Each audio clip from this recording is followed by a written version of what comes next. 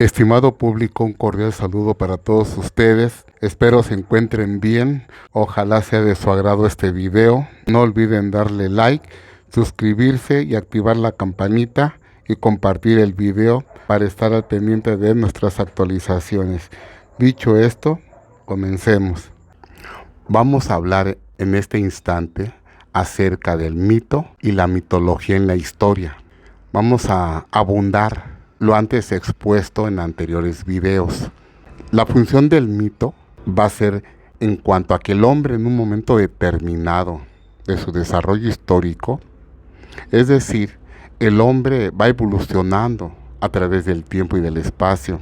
Sin embargo, en esos saltos de evolución hay muchas cosas, de algún modo, no va a entender, no va a comprender, a pesar de su mecanismo evolutivo, a pesar de aprender nuevas formas de interpretar el mundo.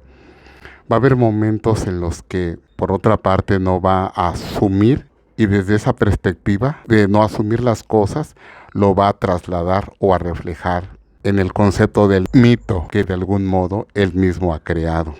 Siempre, en cualquier etapa de su desarrollo histórico en que se encuentre, interpretará su realidad, a la cual, a su juicio de éste, la considerará de manera objetiva, y de esa manera elaborará conceptos de acuerdo a cómo él la piensa, es decir, ideas que él mismo va a interpretar y va a creer, porque así lo va a disponer su forma de entender el mundo.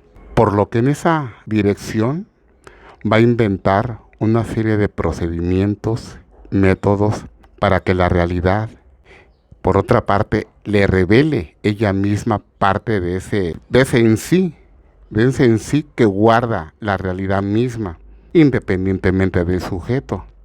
Y por lo tanto, de acuerdo a sus propias subjetividades, las va a utilizar como instrumentos teóricos para tratar de acercarse a esa realidad y por lo consiguiente la explique.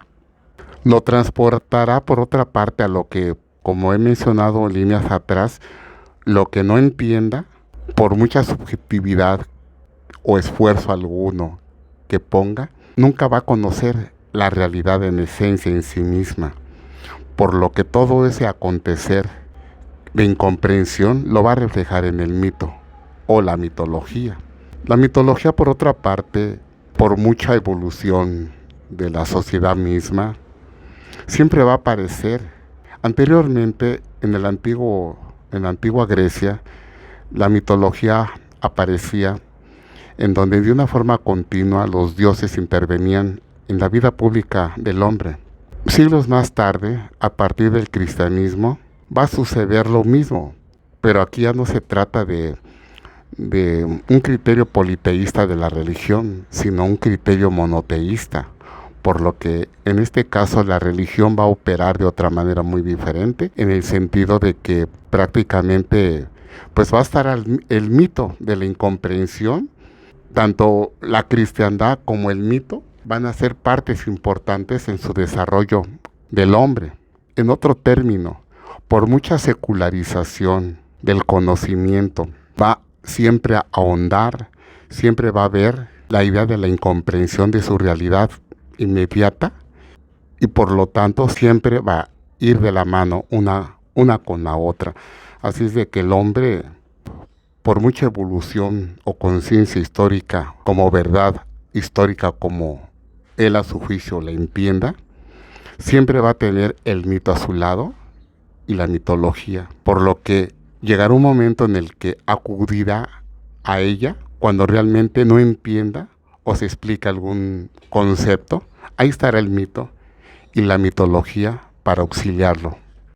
En esa misma dirección de interpretación, en los anteriores videos se ha hablado del mito y la mitología, por lo que si recordamos en la obra de Homero, aparece el mito y la mitología y la intervención de los dioses. Únicamente hago referencia en eso. Por lo que en Heródoto de igual manera va a aparecer el mito y la mitología. Heródoto en su momento la va a superar. Sin embargo, no lo va a hacer de una forma total, sino parcial. Ahora bien, de acuerdo a la función del mito y a la mitología, pues siempre van a estar ahí, cerca del hombre, auxiliándolo, estando de cerca, y cualquier inconveniente por parte del hombre, cualquier tropezón, ahí va a estar el mito para auxiliarlo, para tratar de proporcionarle una información de acuerdo a sus convicciones, de acuerdo a sus ideales, y siempre va a estar ahí. ¿Por qué lo planteo de esa manera? Porque el hombre, al tratar de enfrentar los fenómenos, en este caso históricos, muchas veces el hombre va a hacer un esfuerzo muy constante, muy depurado, y va a sentir la necesidad de recurrir tanto al mito como a la mitología para explicarse en determinado momento ciertas cosas que muchas veces la realidad misma no le permite.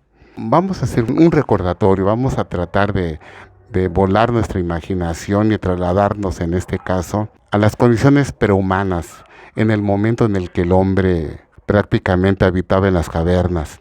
El hombre no actuaba solo en aquella época, sino que prácticamente hacía las cosas en conjunto, es decir, formaba comunidades, colectividades, sentía la naturaleza como un ente superior, como algo más allá de sus fuerzas. La lluvia, los cambios de clima, prácticamente no los entendía por lo que lo asociaba con los dioses. Y precisamente en esa magnitud de incomprensión surge el mito. Surge el mito y la mitología precisamente es cuando el hombre se ve desprovisto de no comprender lo que realmente está viviendo, que por lo tanto la naturaleza en esos instantes le es adversa porque no ha llegado el momento de someterla, ni tratar de comprenderla, ni tratar de interactuar con ella, como va a ocurrir posteriormente en una evolución más adelante, cuando haya descubierto por otra parte la historia y la escritura, además de la cerámica, por lo que la historia va a aparecer. Y en esos momentos hablar de historia es hablar de la escritura y de la cerámica.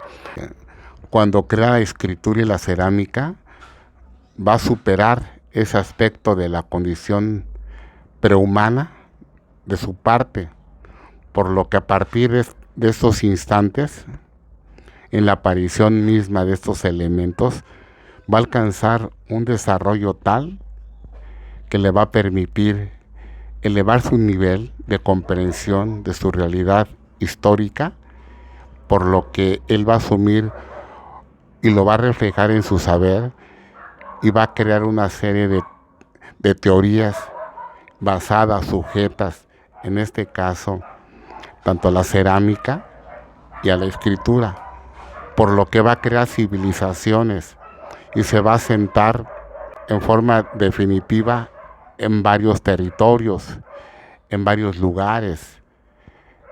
Va a andar siempre en grupos y cuando realmente entienda que el clima o la situación ambiental le favorezca, se va a sentar, comúnmente entendemos por hombre sedentario, o es lo que conocemos como civilización. Pero la civilización va a ir de la mano con la aparición de la agricultura, por lo que prácticamente en este momento estamos hablando del periodo neolítico de la historia. Entonces el hombre de forma continua se las va arreglando, pero si nos damos cuenta, si nos percatamos, no lo hace solo, porque solo se siente aislado, se siente ansioso y en sí mismo abriga a muchas incomprensiones, por lo que adquiere sentido su vida misma, su individualidad, al sentirse parte de un conglomerado social. Se siente de algún modo valioso por lo que hace para la colectividad, lo hace para sí mismo. Entonces en la comunidad se va a encontrar a sí mismo y se va a sentir integrado como un todo, y a partir de ese momento es donde va a surgir lo que realmente se considera como la historia del hombre en su evolución de desarrollo histórico. Ya esas agrupaciones, a esos crecimientos de aglomerados que se dan en determinadas regiones del mundo igual de esa misma magnitud, el hombre se va a juntar, y es lo que más adelante, a partir de esos eventos aislados, es lo que en su momento, en su proyección en el futuro, como interpretación del investigador, es lo que comúnmente se va a dar como un estado de sociedad independiente. Y en ese plano es cuando surgen las culturas, hasta la cultura de Mesopotamia, la cultura egipcia, la cultura china, la cultura de la India. Entonces prácticamente el hombre ha evolucionado y ha hecho suyo el mundo, él ha hecho su casa. Entonces siempre en su manera de andar, en su manera de comportarse, va a crear una serie de instrumentos a los que normalmente él va a considerar desde la perspectiva de otras ciencias, como es el caso de la sociología, como es el caso de la economía.